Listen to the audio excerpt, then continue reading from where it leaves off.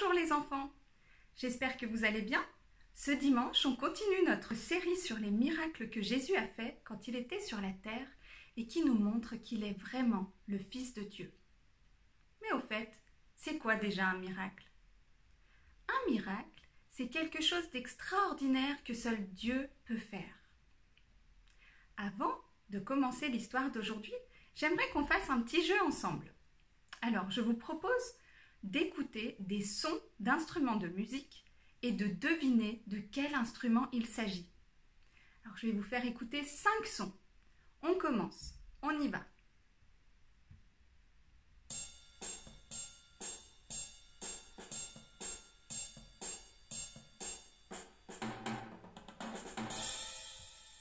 Alors, vous l'avez sûrement deviné, il s'agit de la batterie. On continue.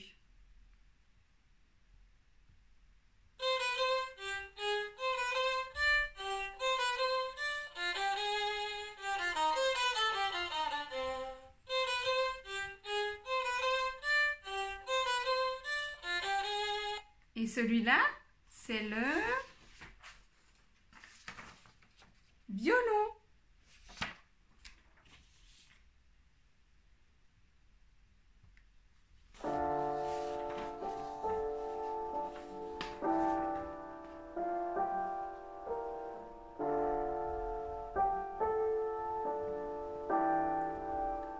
Vous l'avez sûrement reconnu, celui-là, il s'agit du piano. Encore 2.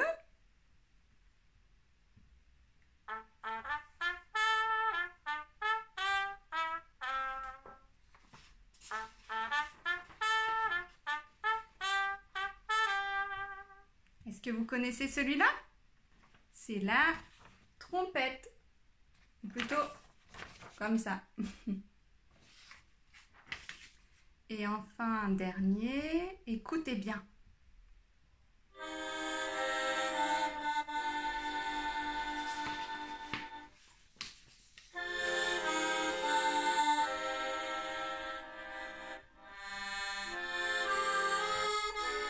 Est-ce que vous avez reconnu? Il s'agit de l'accordéon. Bravo pour votre écoute jusqu'ici. Alors, si on peut entendre tous ces sons, c'est grâce à nos oreilles. Et oui, Dieu il nous a créé des oreilles pour entendre. C'est merveilleux, on peut entendre plein de choses. La musique, le chant des oiseaux, les petits bruits de la nature, la voix de maman qui vient nous réveiller le matin, les rires et plein d'autres choses qui sont géniales. Et vous savez, ce serait vraiment triste si on n'avait pas des oreilles pour entendre. Ça enlèverait beaucoup de choses à la vie. On ne pourrait pas apprendre, on ne pourrait pas écouter ce que nous disent nos parents, on ne pourrait pas jouer avec les frères et sœurs, avec nos copains. Et ce serait vraiment triste. Eh bien, l'histoire d'aujourd'hui, elle nous parle d'un homme qui n'avait jamais pu entendre. Ses oreilles ne fonctionnaient pas. Et même sa bouche ne fonctionnait pas, sa langue. Il ne pouvait pas parler. En fait, sûrement comme il ne pouvait pas entendre, il n'avait jamais pu apprendre à parler non plus, puisqu'il ne pouvait pas entendre les autres lui parler. On dit alors qu'il était sourd et muet.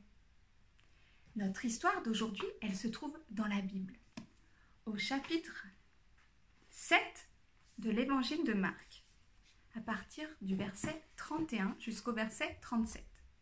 Dans les chapitres d'avant, on a pu lire que Jésus, il enseigne de ville en ville. Il est accompagné de ses apôtres qu'il a choisis et il a déjà guéri plusieurs personnes. Les gens commencent à le connaître, ils voient celui qui fait des miracles. Ils ont vu celui qui avait changé l'eau en vin au mariage de Cana. Vous vous souvenez? Eh bien, nous allons voir aujourd'hui que Jésus va encore faire un miracle extraordinaire. Alors, je vais lire dans la Bible les premières lignes. Jésus quitta le territoire de Tyr et revint par Sidon vers le lac de Galilée en traversant la région de la Décapole. On lui amena un sourd qui avait de la difficulté à parler, et on le supplia de poser la main sur lui. Alors regardez, là on le voit, cet homme, c'est lui. Un monsieur sourd qui ne pouvait pas entendre, vous voyez, il met la main vers son oreille et aussi vers sa bouche parce qu'il ne peut ni entendre ni parler. Il ne peut même pas dire à Jésus de quoi il a besoin. Heureusement, il a des amis qui l'ont amené vers Jésus pour dire de quoi il a besoin, parce que lui, il ne pouvait même pas dire de quoi il avait besoin. Jésus le prit à part, loin de la foule. Il lui mit les doigts dans les oreilles et lui toucha la langue avec sa propre salive. Waouh! Ça, c'est Jésus, on voit, qui touche les oreilles de l'homme. Il met les doigts dans ses oreilles et il touche sa langue avec sa propre salive. Et qu'est-ce qu'il dit? Jésus lève les yeux au ciel et dit « Ephata », c'est-à-dire « ouvre-toi ». En touchant les oreilles et la langue, il dit « ouvre-toi ». Qu'est-ce qui se passe ensuite? On peut continuer de lire dans la Bible l'histoire. Aussitôt, les oreilles de l'homme s'ouvrirent, sa langue se délia et il se mit à parler correctement. Jésus leur recommanda de ne parler à personne de ça. Mais plus il le leur recommandait, plus il le proclamait. Rempli d'étonnement, il disait « Il fait tout à merveille, il fait même entendre les sourds et parler les muets. » Et oui, c'est un grand miracle que Jésus a fait. Waouh, c'est pour ça qu'ils veulent... on lit que Jésus leur recommandait de n'en parler à personne, mais eux, ils le proclamaient. Tout le monde avait envie de le raconter, combien Jésus est grand, combien il est tout-puissant, combien c'est incroyable qu'il ait guéri cet homme qui n'avait jamais pu entendre. Parce que vous savez, les gens qui ne peuvent pas entendre, à l'époque, en tout cas, on ne pouvait pas les guérir. Il n'y avait pas de docteur qui pouvait opérer les oreilles ou faire quelque chose. Donc, ils n'avaient jamais pu entendre, ils n'avaient pas de solution, selon les hommes. Mais Jésus est venu le guérir, parce que Jésus, c'est le Tout-Puissant, c'est le Fils de Dieu. Oui. Et vous savez, Jésus, il est venu aussi. Donc, quand il était sur la terre, il a guéri plein de malades. Il a fait entendre un sourd. Mais Jésus, il veut nous guérir de quelque chose d'encore plus grave. Est-ce que vous savez ce que c'est?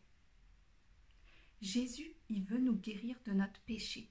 Et ça, c'était sa grande mission. Il est venu mourir sur la croix pour prendre nos péchés sur lui et pour nous pardonner.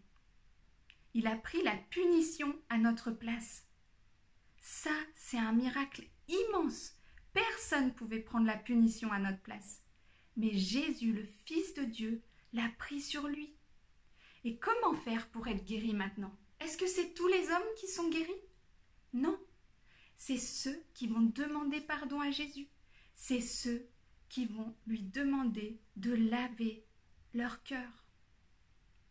Alors ce matin, je vous propose qu'on prie ensemble pour remercier Dieu pour ce grand miracle qu'il a guéri un homme sourd, mais aussi le grand miracle qu'il peut pardonner nos péchés.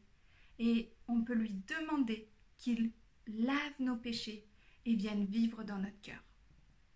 Oui Seigneur, quel miracle extraordinaire tu as fait de permettre à cet homme sourd d'entendre.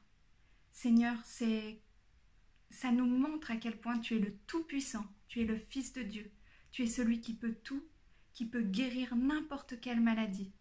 Mais encore plus que ça, tu peux guérir notre péché, tu peux nous donner un cœur nouveau, tout propre. Alors ce matin, oui, je veux encore te demander pardon pour mes péchés, te demander de laver mon cœur et de le purifier. Et je te demande que tu bénisses chacun des enfants qui écoutent cette vidéo et que tu l'aides à comprendre combien tu es le Fils de Dieu qui est venu pardonner nos péchés. Amen. Alors maintenant, je vous propose qu'on revoie un petit peu le verset qu'on a déjà vu avec Laurie la semaine passée. Le verset qui est dans Jean chapitre 1, verset 18, dans l'évangile de Jean.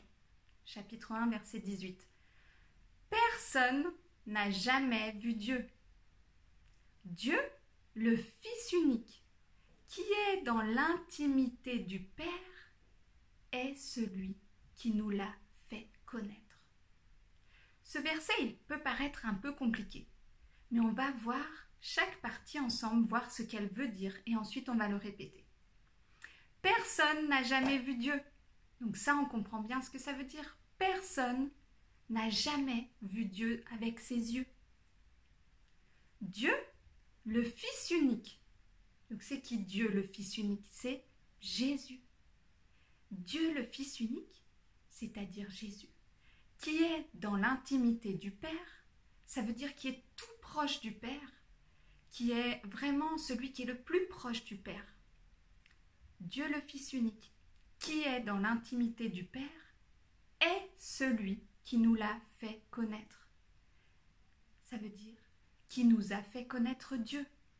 Jésus, qui est tout proche du Père, c'est lui qui nous a fait connaître Dieu en venant sur la terre et en accomplissant tous les miracles, en mourant sur la croix. Il nous a montré qui est Dieu. Donc on répète, personne n'a jamais vu Dieu. Dieu, le Fils unique, qui est dans l'intimité du Père, est celui qui nous l'a fait connaître. Une dernière fois, personne n'a jamais vu Dieu. Dieu, le Fils unique, qui est dans l'intimité du Père, est celui qui nous l'a fait connaître. Jean 1, 18. Voilà, bravo les enfants, merci pour votre attention et à la prochaine. Bye bye.